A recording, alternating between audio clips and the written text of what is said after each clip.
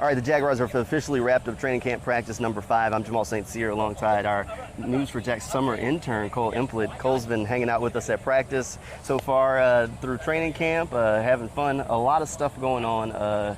Saturday edition of this thing, and you know, they finally put those shoulder pads on, so it got a little bit more physical. Last play of the day, Rayshon Jenkins actually knocked down one of the little running backs. So nice way to end things, but very competitive. A lot of team drills, a little bit of special teams work. What did you think about what you saw today? Yeah, definitely got more intense. Like you said, they took that Friday off, but you couldn't even tell. Got the shoulder pads back on today, and like you said, the excitement picked up a little bit, but going to continue tomorrow when they're full go. Hopefully get some more action. Yep, full pad tomorrow. Things are finally starting to get to that real physical standpoint as they have to start getting ready for game week because they have a game, that Hall of Fame game, just a few days away. They'll take on the Las Vegas Raiders. So it should be interesting. Tomorrow, obviously the day we're looking forward to, but a little bit more physicality and a lot more work getting in today on the Saturday edition after the day off. So one of the things that we've kind of been looking at throughout the week is the development of the offense.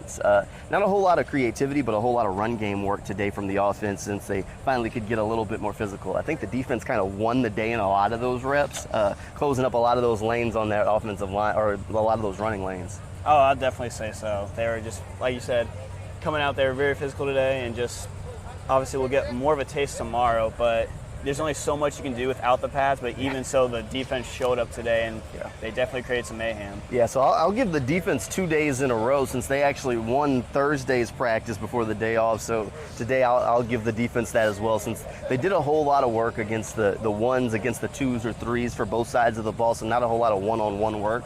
But a lot of the guys on the defense were able to really dominate the action. Even when it was the twos going against the ones, the offense couldn't score in that 2-minute drill.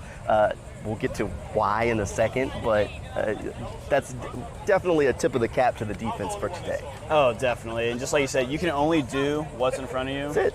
Whether it's first team on the second team, it doesn't matter. The defense showed up today. They were creating problems constantly in that backfield. There's no way around them. All right, before we get to our MVPs, our not MVP, at least for me, for the day, has to be Evan Ingram. So I mentioned that the offense wasn't able to score in that 2-minute offense, and Evan Ingram drops a pass on the 2-yard line. Probably had about 3 yards of cushion between him and the closest defender. Just hits him in the hands and drops it. Ingram was on the jug machine behind us when we first started talking, so definitely getting some work after practice. These are the drops that people were worried about from him, and we keep seeing them day in and day out through training camp.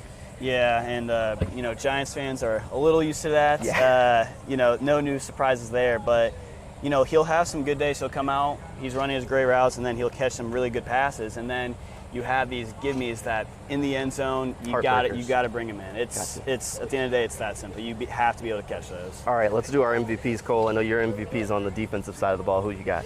I mean, honestly, I got to do it today, not sound like that guy, but hey, that's all right. Trayvon Walker and Josh Allen. Like you said, they can only do what's in front of them. They were going against the second team today, but Trayvon Walker's the #1 pick for a reason. He's a menace. He was in that backfield constantly applying pressure. Same with Josh Allen, who 11-on-11's got back-to-back sacks. They're going to be scary this year. Like I said, going against the second team, but, you know, tomorrow with full pads, ready to go, it'll be very fun to see this Jacksonville duo. Yeah, I think that as we see them developing, they're constantly on the sideline working together. Those two should be a force to deal with for a lot of teams. That should actually put some fear in some folks. Hopefully we can see Trayvon Walker break Josh Allen's rookie sack record for the team. We'll have to wait and see if it all comes together that way. My MVP for today is also on the defensive side of the ball. Undrafted rookie Benji Franklin. He's been a guy who's kind of flashed throughout camp. Today, finally getting his hands on a pass for an interception. Took it back the other way for a pick 6. I really like Franklin. He's shown some things. He's going to have to show them up once the full pads come on and in the games, but Franklin's definitely a dark horse, undrafted guy that could make a case to make this roster. Definitely, and it's going to be so exciting as well. You said getting pads on tomorrow and getting that game this Thursday. Some of those guys, obviously, they're fighting for some roster spots, and it'll just be so interesting to see what they have. All right, that'll do it for us from day 5 of practice here on Saturday. We'll check back in with you on Sunday after the full padded practice.